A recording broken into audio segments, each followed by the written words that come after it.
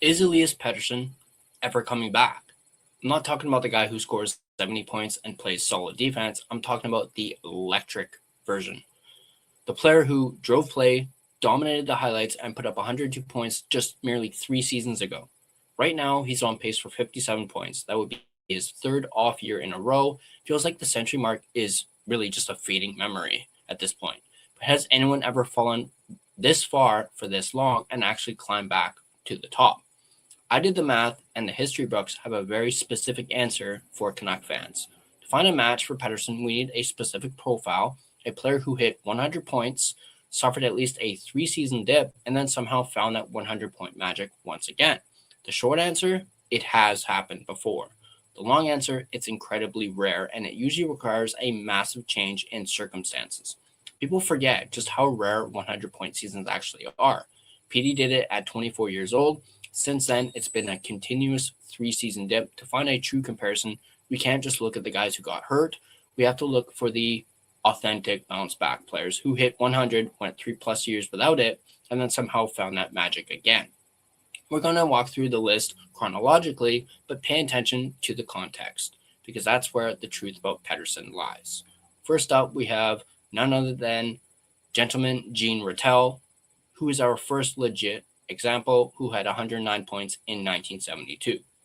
Rattel scored 1,267 points across 1,281 games in his NHL career, but only crossed the 100-point threshold twice. The first was in 1971-72, as we mentioned, where Rattel became the 7th player in league history to pass the century mark. He remained at or above a point per game for the 3 seasons in between, but didn't hit 100 points again until 1975-76, the same season he was traded to the Boston Bruins. Rattel notched 15 points with the Rangers before the trade, and then 90 in 67 games with the Bruins thereafter. A key difference between Rattel and Pettersson is that Rattel's 3 seasons in between his 100-pointers were all still relatively excellent. Next up, we have Dino Ciccarelli. Apologies if I mispronounced that. This is the one that should give you hope. Dino hit 106 points as a sophomore and then disappeared. Ciccarelli is a bit more like Pettersson in that his point totals were really all over the board. In the 4 seasons in between 100-point years, he put up 75, 71, 32, and 89-point seasons. His quote-unquote bounce back came in his 7th NHL season. If any example gives us hope for Elias Pettersson, it's definitely this one. Even though that whole 7th NHL season probably makes people shudder. Even better, Ciccarelli almost bounced back to 100 points a second time way down the road in 1992-93, where he got 97 points for the Detroit Red Wings after another 5-season gap. We have also Bernie Nicholls.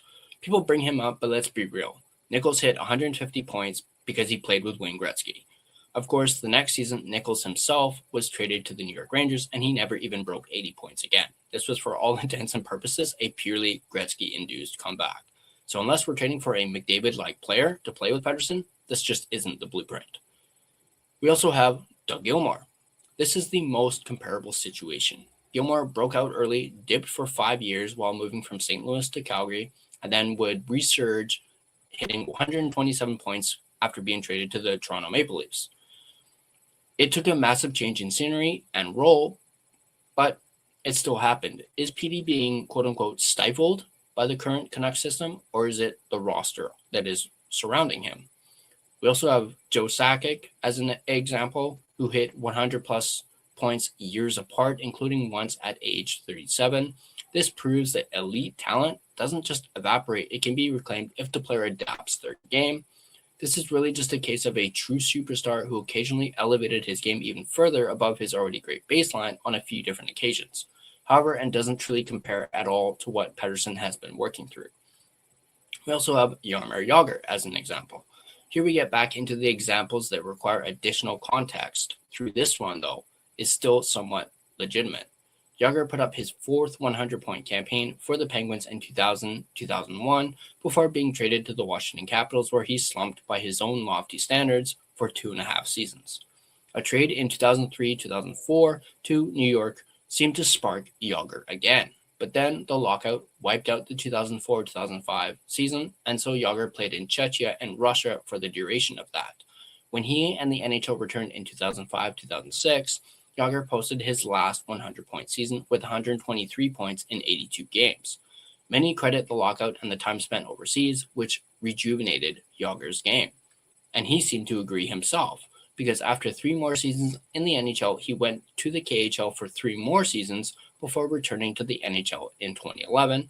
In reality, no other NHL player in history compares to the uniqueness of Jágr's career. But he did go 3 seasons in between 100-point seasons without any major injuries of note before that lockout. We also have Peter Forsberg on this list. Those that know the name will know the context immediately.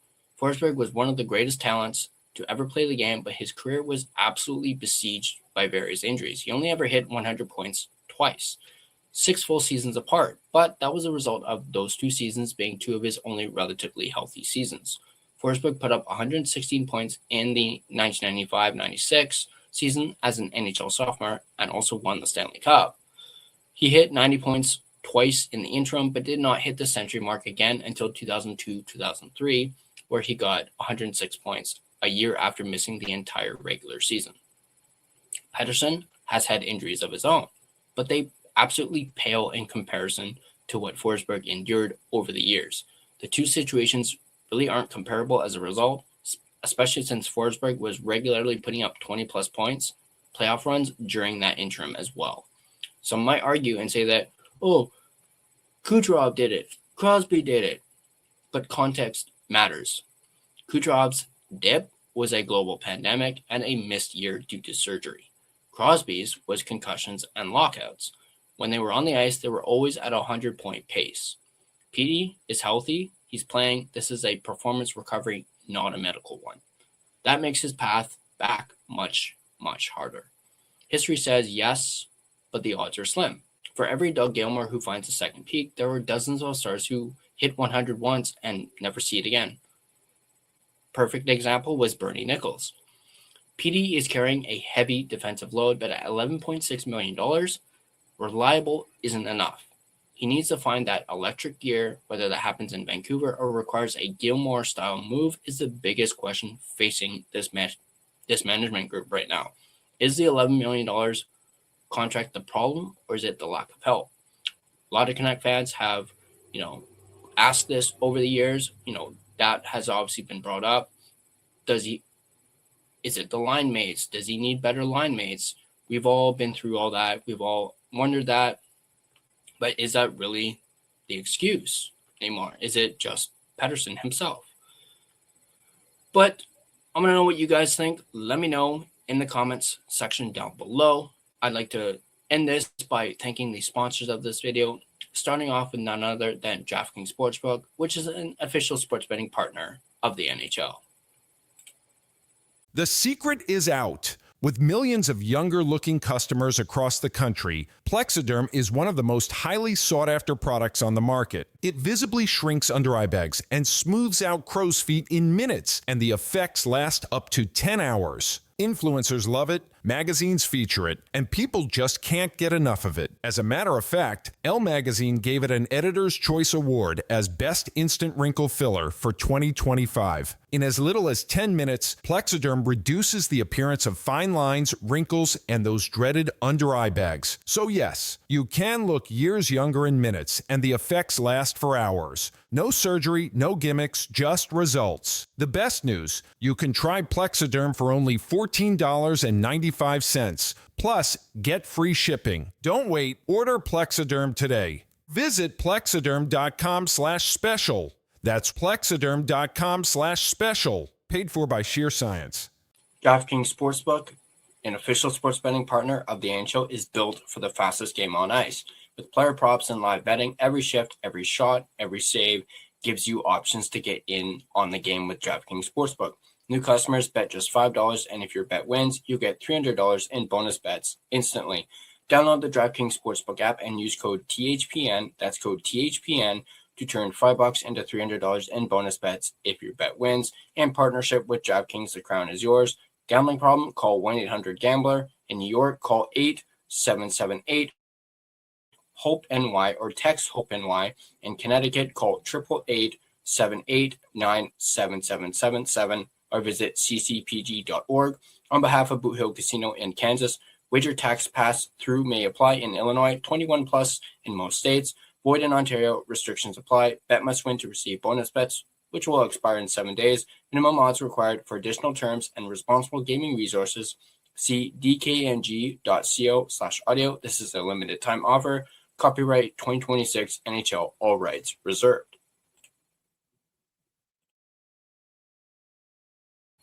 This video has been a presentation of both DraftKings Sportsbook as well as the Hockey Podcast Network. Be sure to check out the network for your favorite podcast covering your favorite team at thehockeypodcastnetwork.com, the home of hockey podcasts, where it's every team, everywhere. If you enjoyed this breakdown, make sure to smash that like button and subscribe to The Line Change for more daily coverage as we continue to count down towards the trade deadline.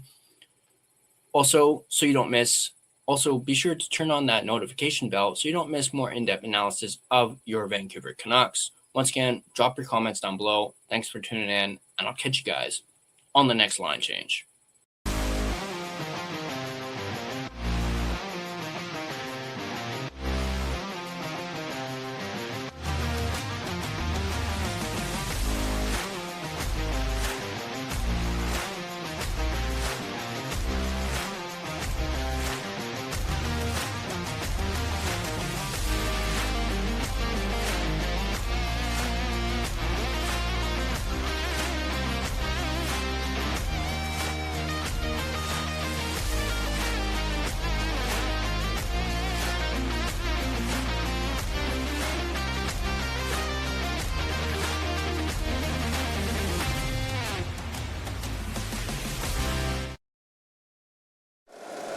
If you like the show, please take a moment to rate, review, and subscribe. It really does help the show to grow.